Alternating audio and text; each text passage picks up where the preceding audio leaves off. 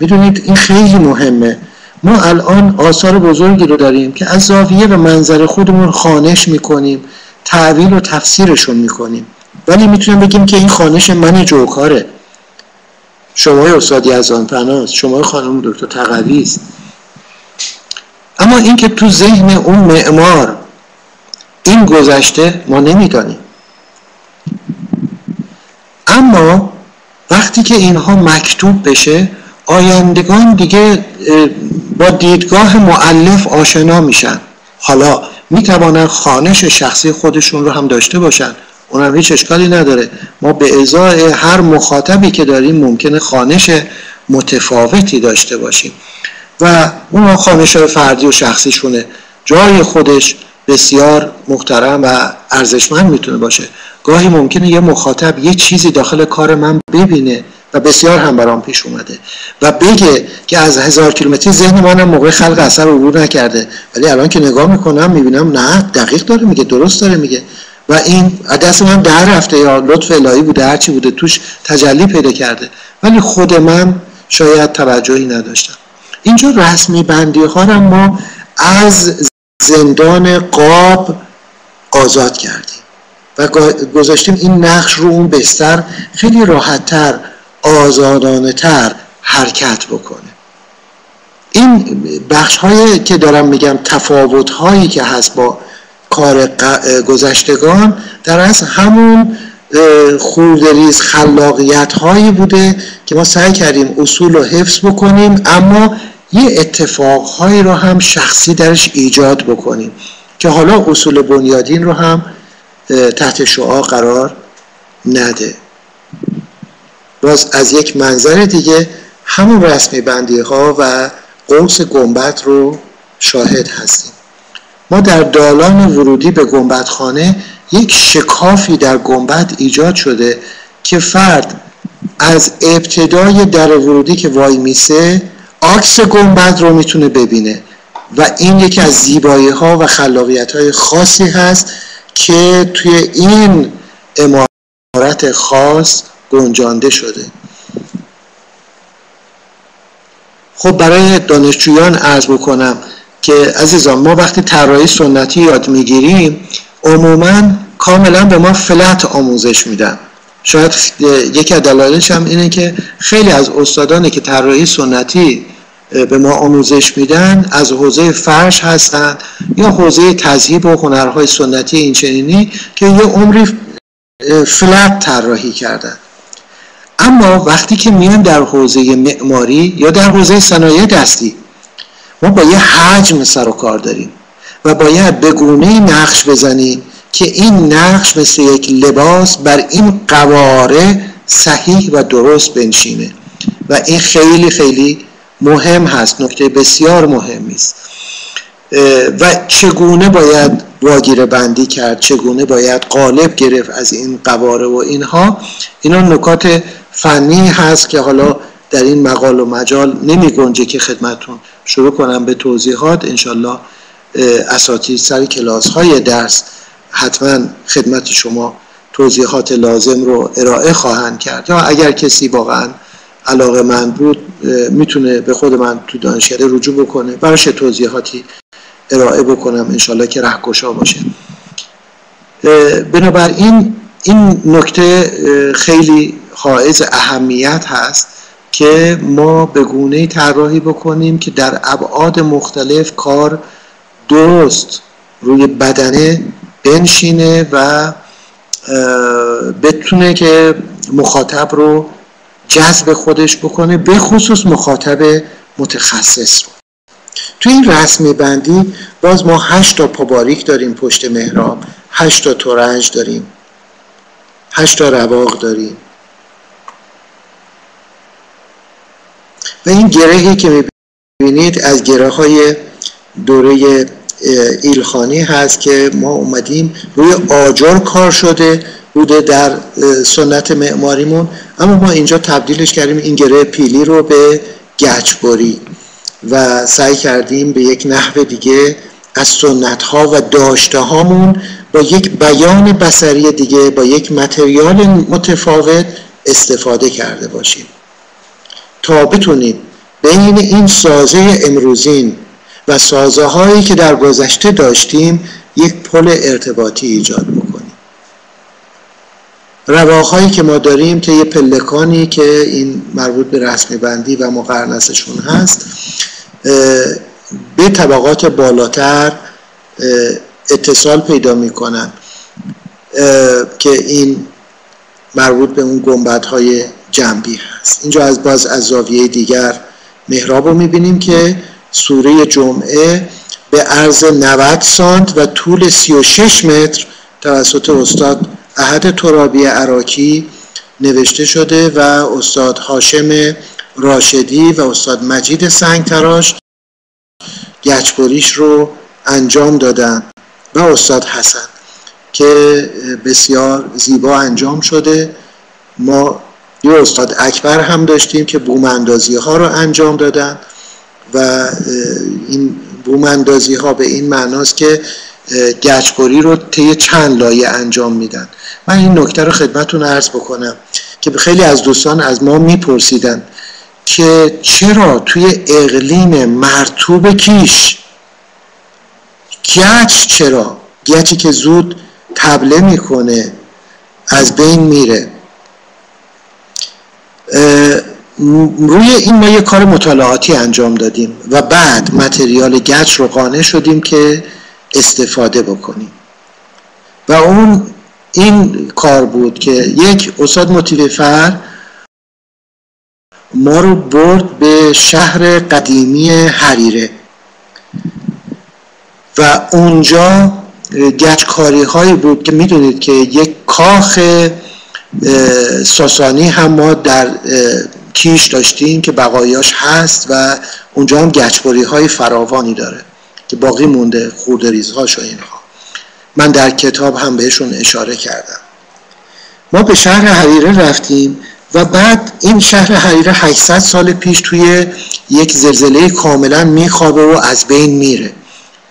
استاد متیوفر یک قسمتی رو گچکاری رو نشونمون داد که قطعات سنگ رو با گچ گذاشته بودن روی هم رفته بود بالا و اون زمانی که فرض کن 1000 سال پیش اون بنا گچ رو با دستش مالیده و اینها، یه قطره گچ چکه کرده بود مثل یک قطره منتها پریز شده بود و جامد شده بود. این اصطلاح پریز یعنی جامد شدن و گرفتن یک ملات، اصطلاحی تخصصی به کار میره. گفت سعی کنید این چکه رو با دستتون بشکنید. من هر چه سعی کردم، ببینید 800 سال بارون خورده و در رطوبت بوده، نتونستم این چکه رو بشکنم و از این سنگ جداش کنم. گفتم آقای مهندس صابری تو زورت بیشتره، تو بیا زور بزن. آقای مهندس صابری هم نتونست این چکه رو جدا بکنه و هممون امتحان کردیم. گفت چرا این گچ اینجوریه؟ چون درصد سیلیسش بالاست. خب ما پس بنابراین باید از گچ استفاده میکردیم که درصد سیلیسش بالا باشه. من خودم بحث رو تکمیل کردم، درصد سدیم پتاسیمش پایین باشه، درصد سولفاتش پایین باشه که در اثر رطوبت تبله نکنه، شوره نزنه، بلکه رطوبت تازه بهش برسه سفت‌تر بشه. توی ایران 2 تا گچ این ویژگی رو دارن. یک گچی که توی این زمینه استفاده شده که خاکی رنگه که گچ زینبیه اصفهانه، یه معدنی بعد از زینبیه است که بهش میگن گچ قرمز اصفهان، درصد سیلیس بالایی داره، و گچ بومهن که درصد سدیم پتاسیمش حداقل هست که لایه رویین گچ از اون استفاده شده. و بعد دوستان گچ رو عمل آوردن و استفاده شده. مثل یک تور سپیدی است که بر سر این عروس المساجد کشیده شده. این لقبی است که دوستانی که عاشق این مسجدن برای این مسجد انتخاب کردن و اسمش رو گذاشتن عروس المساجد. ولی عروسمون کوچول موچولوه دیگه، در 3 طبقه 3300 متر هست، زمینش حدود 2200 متر بوده و عرضم به حضور 3 طبقه است. یک طبقه پایین سالن اجتماعات داره، 2 تا اتاق فرمان داره، یه آشپزخونه پیشرفته داره که در هر وعده میتونه 1800 نفر رو اطعام کنه. پیشرفته ترین سیستم ایرکاندیشن و هواساز رو داره. سیستم صوتی بوش آلمان رو داره. نورپردازیش رو شرکت بین المللی آرجی انجام داده که در سال 2023 جایزه نورپردازی خاورمیانه رو گرفت. و عرضم به حضورتون که 35 تا در چوب ساژ برمه داره که استاد رادمند و استاد عباس خوشنویس ساختند و که من فکر میکنم 25 متر مکعب چوب خام ساژ برمه استفاده شد که قیمتش اون موقع هر متر مکعب $10,000 بود. عرضم به حضورتون که 54,000 ساعت نفر کار گچبری انجام شده و حدوداً 25% بنا چه از بیرون چه از داخل دارای حجاری هست. اینا ویژگی های فنی این سازه هست. یکی از وجوهی هست که مثلا چنین مسجدی رو از مسجد شیخ لطف‌الله به طور مثال میتونه متمایز بکنه. یعنی ما تکنولوژی رو به کار گرفتیم تا بتوانیم یک کاری انجام بدیم که مردم استفاده بیشتر و بروزتر و بهینه‌تری بتونن از سازه فرهنگی مسجد داشته باشن. توی این آمفی‌تئاتر یا سالن چند منظوره نشست‌های مختلف برگزار میشه. البته این سازه در کنار مرکز همایش‌های بین‌المللی کیش هم هست، در کنار هتل شایان هم هست. یعنی رویدادهای بین‌المللی رو راحت میتونه اونجا هندل بکنه و هر گونه نشستی رو اونجا میتونن برگزار بکنن. اگر سالن مازاد هم خواستن مرکز همایش ها هم در کنارشه با شاید فاصله 50 متر و فاصله 50 متر محل اسکان داره. جالبه که این مسجد اتاق کودک داره که بچه ها وقتی با مادرشون میان مزاحم عبادت مادر نشن، یک خانومی بتونه اینها رو سرپرستی کنه، بازی‌های فرهنگی و فکری براشون انجام بده. و ما حتی سویت مبلغ داریم که مبلغی که میاد که ساکن کیش نیست بتونه حالا چند روزی که هست اونجا اسکان داده بشه و از فضای درونی مسجد به این شکل هم بهره مند باشه. این هم یک مقرنس دیگری است که در گنبد متوسط کار شده و تمام تخت‌هاش ستاره 8 و ما کمتر مقرنسی داریم که جوری بشه طراحیش کرد که تمام ستاره 8 داشته باشه و سعی کردیم اینجا این کار رو به نحو خلاقه انجام بدیم. این باز عکسی هست که من خیلی این عکس رو دوست دارم، یک عکس سیاه‌سفید خوشگلی است از گنبدخانه. پنجره ها هم مشبک اسلیمی است با قطر 4 سانت گچ انجام شده که پشت این یک پنجره دو جداری سکوریت داریم که رطوبت داخل نیاد و ایرکاندیشنی که داره سرمایش یا گرمایش انجام میده اتلاف انرژی نداشته باشه. مقرنس درگاه ورودی است، این در حین ساخت هست و این از گچبری های دیوار ساعت هست در ایوان بانوان. این مسجد 2 تا فرش داره، یکی به ابعاد 350 متر مربع که بنده طراحی کردم و شرکت اسلیمی در کاشان بافتش رو انجام داد. تمام نقش مایه ها رو ما در اختیارشون گذاشتیم تا انجام بدن.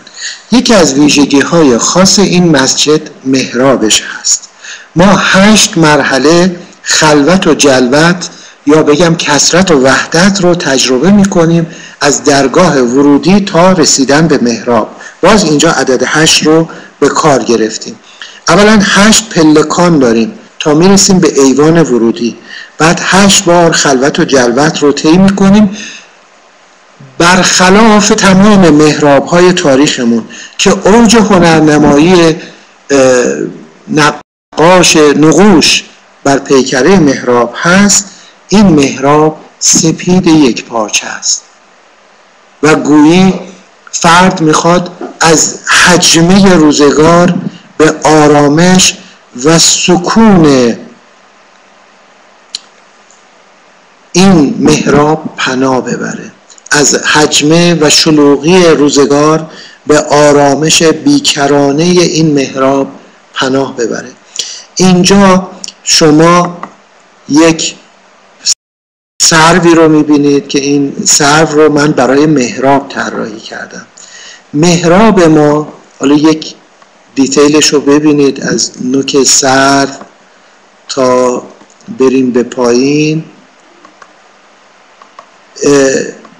محراب ما یک فرم خالص محراب هست با قوس شبدری کند، عرض تقریبا 2.5 متر، ارتفاع 5 متر که دور اون آیه شجرتون طیبه به کار رفته، نوشته شده به خط استاد ترابی که این گچبریش هم استاد هاشم راشدی انجام دادن و به زیبایی تمام گچبری این سرو را هم انجام دادن. این محراب 70 سانت از دیوار پشت خودش فاصله داره، شما میتونید طوافش کنید. بعد وسطش یه شکاف دیگه ما به ازای خودش داره. از درون این شکاف روی دیوار سمت قبله این سرو رو شما میبینید که نمادی است از شجرتون طیبه. اینم حالا شناسنامه‌اش که من 19/7/99 مقیاس 1/1 این سرو رو به اتمام رسوندم و توی این محراب کار شده. من اجازه میخوام این فایل رو ببندم، یک فایل دیگری رو باز بکنم.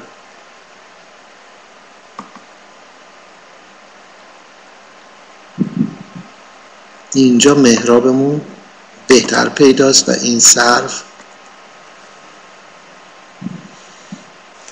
سپید محرابی قد برافراشته از فراسوی تاریخ، زمانش بی زمانی و مکانش سینه اهل دل. گویی هزاران سال است که گویای خموش پابرجاست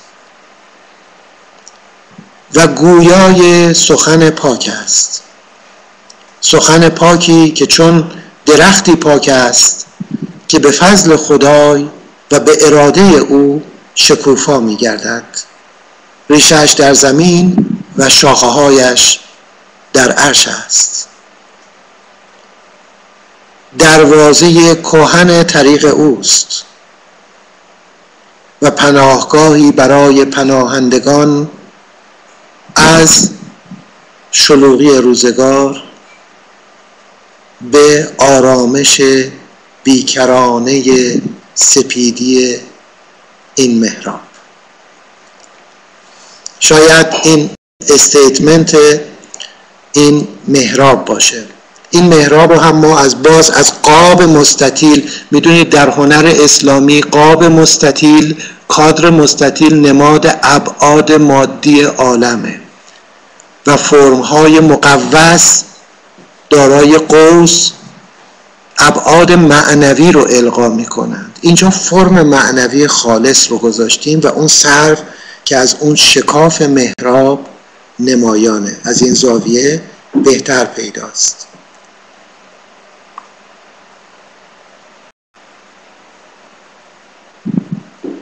تمام سنگ ازاره های این مسجد، حالا نشون خواهم داد، تماما گل و بوته است که در 8 لایه روی هم تنیده شدن. باز اینجا نمادپردازی عدد 8 رو به کار گرفتیم. هر کدوم از این سنگ های ازاره 73 در 100 سانتی مترن که البته من اینجا خلاصه، البته نام من نیست، نام خداست، 73 به ابجد میشه جلیل و عرض هر کدوم از این سنگ‌های ازاره ذکر نام جلیل خداوند است که حالا لطف الهی بوده نام ما هم جلیل باشه که هوال جلیل.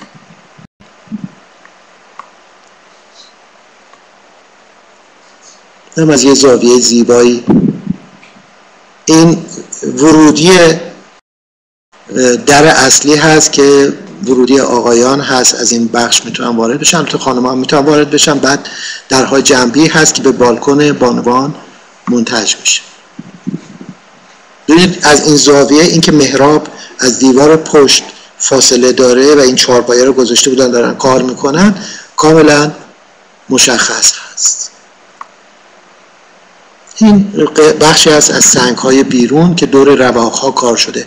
اینجا هم باز در مرکز ما گلی رو داریم که 8 تا انار داره. این انارها که من نمیدونم این شاخصی که من فلشی که روی مانیتور دارم شما هم میبینید یا خیر، این نمادی است از این که امام هشتم رو با انار زهری به هر حال مأمون شهید میکنه.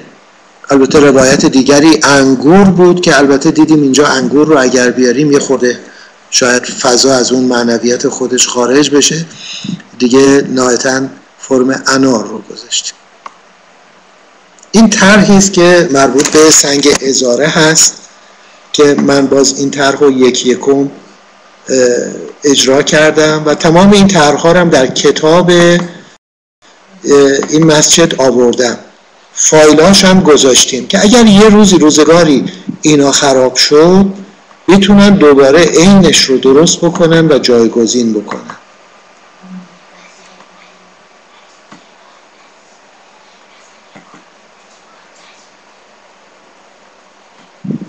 تمام این طرح‌ها هم لامینیت شده، پشتش من شناسنامه نوشتم، یادداشت گذاشتم که برای آیندگان بمونه.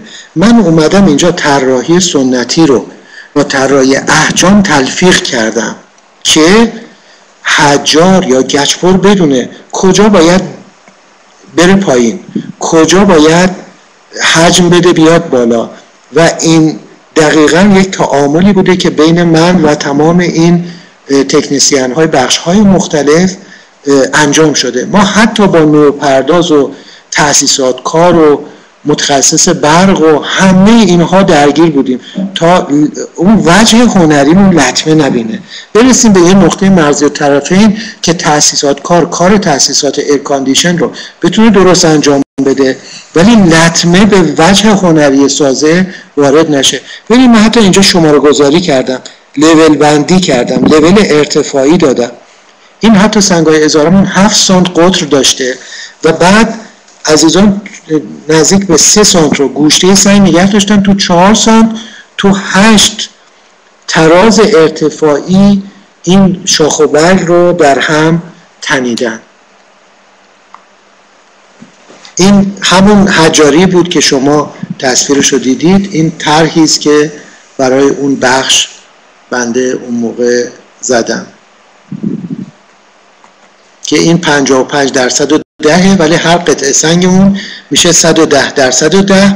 12 متر میره بالا، یعنی علی کنان میره 12 متر بالا. این اعداد به خصوص به شکل نمادین انتخاب شدن، یعنی ما این ذهنیت و این کانسپت رو داشتیم، در کتاب هم مکتوب کردیم که حالا قرنها بعد نگن اینها زائیده ساخت و پرداخته ذهن شماست و دارید شما با یک ذهن سنتگرای، حالا این به خصوص این عزیزان بیان میکنن، با یک ذهن سنتگرای بیمار همه چیز رو دارید یک برچسب معنوی بهش میزنید. ما اینجا دیگه مکتوب کردیم که 500 سال بعد بگم بابا این حالا بیمار یا سالم نگاهش این بوده، حالا شما خانشت میخواد هرچی باشه، دم شما هم گرم. ما حتی تو طرح‌هایی که زدیم این خدچینایی که شما میبینید تلرانس خطاست. این طرحی که از این تورنج‌های رسمی بندی ها بود و اینها که من دور هر کدوم اینها 1.5 سانت از دوبر تلرانس خطا گذاشتم.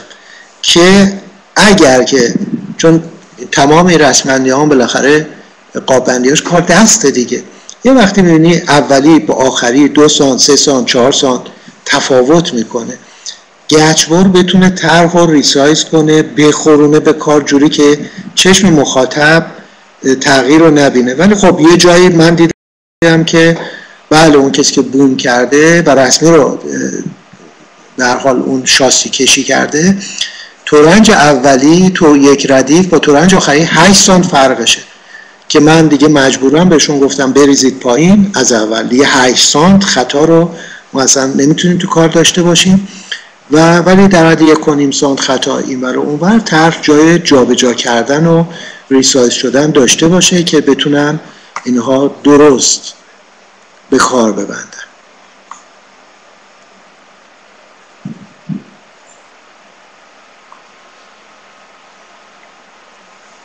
از این طرح‌ها خب فایل سنگینه، ببخشید زمان میبره تا باز بشه. نه تمام طرح‌ها دستی هست با مداده و این هاشورا رو هم می‌نشستم با دقت سایه پردازی ها رو با محو کن و انگار حس می‌کردم که این یه تابلوییه که قراره که قاب بشه بره در یک موزه. این طرحی نیست که قراره بعد سوزن کنن مثلا، ولی طرح‌ها رو اصلا رو من تمام نگه داشتم، اسکن می‌کردم، اونجا ارسال می‌کردم، اونجا می‌رفتن یکی پرینت می‌گرفتن و سوزن می‌کردن که گرته برداری بکنن و بتونن استفاده بکنن. ولی باز من خودم هم دائما چک می‌کردم این زوایای مختلف کار که دقیق انجام بشه. اینجا مثلا این عکس رو با هم ببینیم، حجارمونه که داره روی قطعه از ایوان ورودی داره کار میکنه. این سنگ چینی ازناست که میبینید شمسه 8 که طرح شده. ما ایوان ورودیمون قطعاتش مثل پازل کنار هم چفت میشد، پس اگر توی برش ها 1 میل خطا داشتن تو ارتفاع 12 متر این میشد 4-5 سانت کجی و ایراد.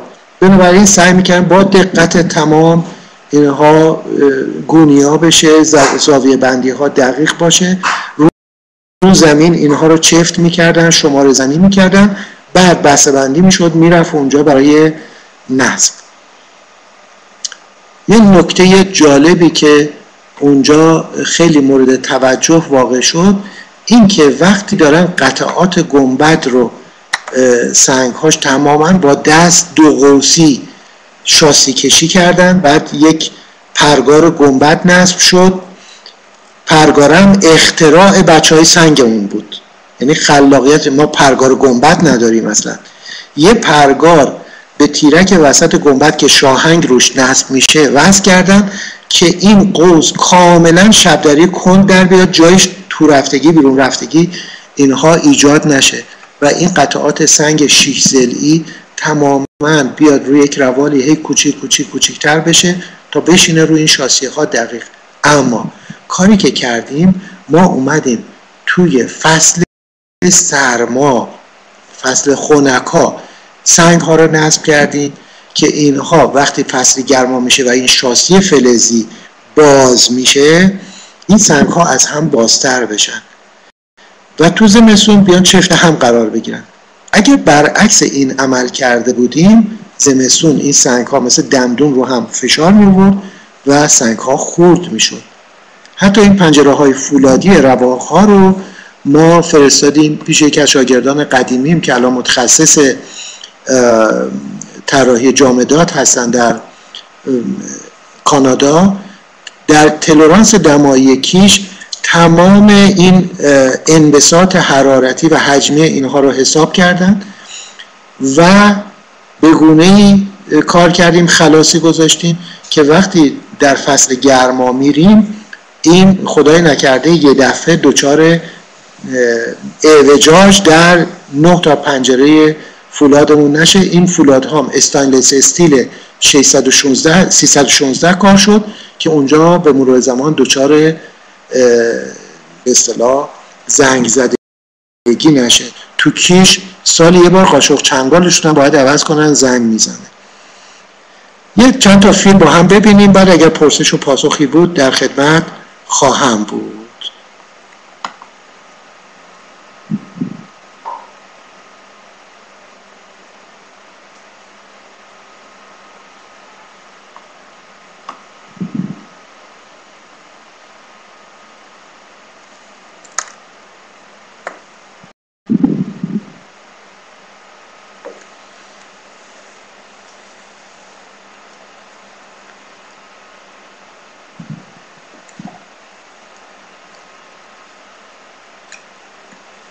اینها مربوط به مراحل ساخت کار هست. اینجا پنجره فولادمون هم ورودی های فولادمون نصب نشده بوده هنوز، ولی با هلیشات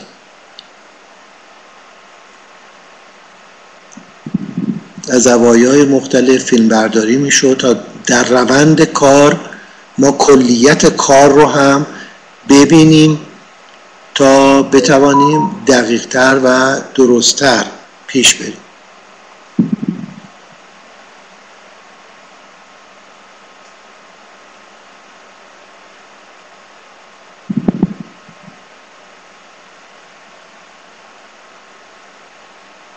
فیلم های زمان خیلی تاریخی میشه. ببینید حتی اون کارگرایی که رو پشت بون هنوز دارن کار میکنن توی این فیلم ها هستن.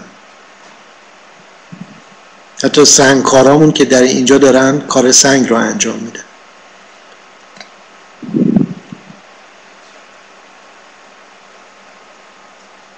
اینجا قطعات شکسلی گنبد رو بهتر میتونید ببینید. اینکه دو قوسی دقیقاً رو قوس شبدری کند این قطعات تراش بخوره و کنار هم چفت بشه تا این پوسته دقیق درست جای خودش بنشینه. کار بسیار دقیقی بود که بچه‌های گروه سنگ بسیار عالی و دقیق انجام دادن. شاهنگ گنبد رو هم جناب استاد رائی ساختن که می‌بینید تو این مرحله نصب شد.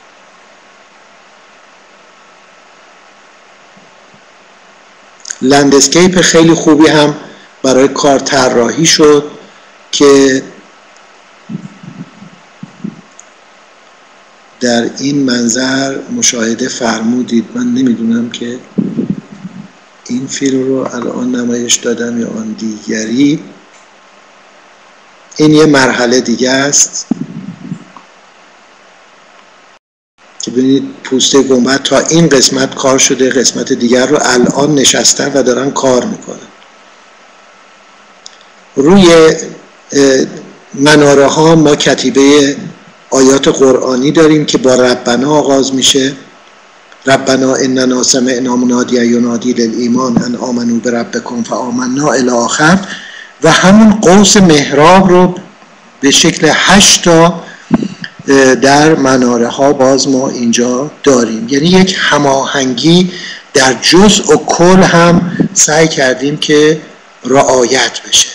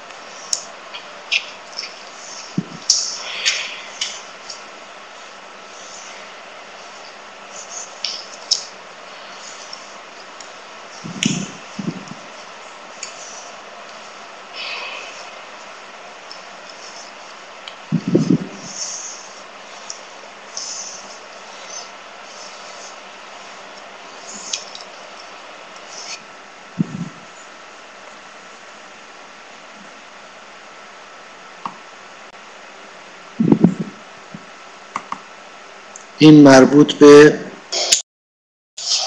ساخت درها هست که تمام این قطعاتی که از چوب ساج ساخته شده به این شکل در کنار هم چفت شده. هزاران هزار قطعه با دقت میلیمتری، 10 میلیمتری.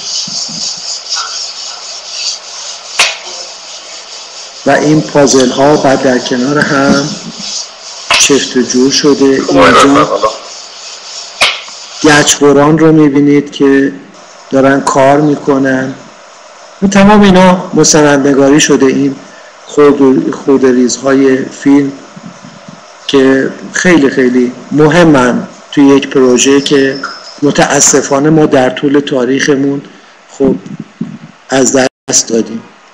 مثلا حتی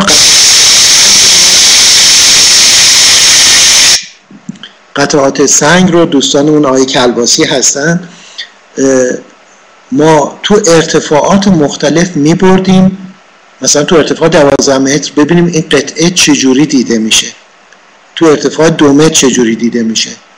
بعد وقتی میره تو ارتفاع 12 متر ما این گلا رو یه خورده بهشون شیب بدیم به سمت پایین تا بهتر دیده بشن، فلت دیده نشن. ما حتی این ظرایف رو بهشون دقت کردیم که جلوه بکنه و توجه مخاطب رو به خودش جلب بکنه و مخاطب رو به سمت خودش جذب بکنه. اینجا استاد بزرگوار استاد موتیفی فر هستن که حالا ما یه فیلم کوتاهی هم از ایشون ببینیم.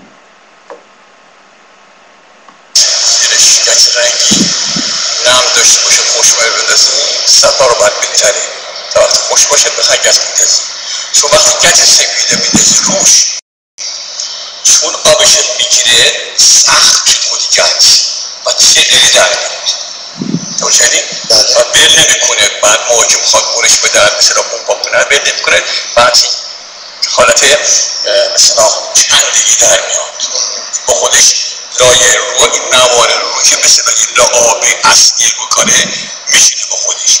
ولی وقتی نمدش میشه بزنی نقاشن تمیل میشه پاک میشه بدون موسیقی نمیاد داشته یه پارچه میشه یه پارچه میشه دست نشد راست خسته نبود. خب من بیش از این شما عزیزان رو خسته نمی کنم.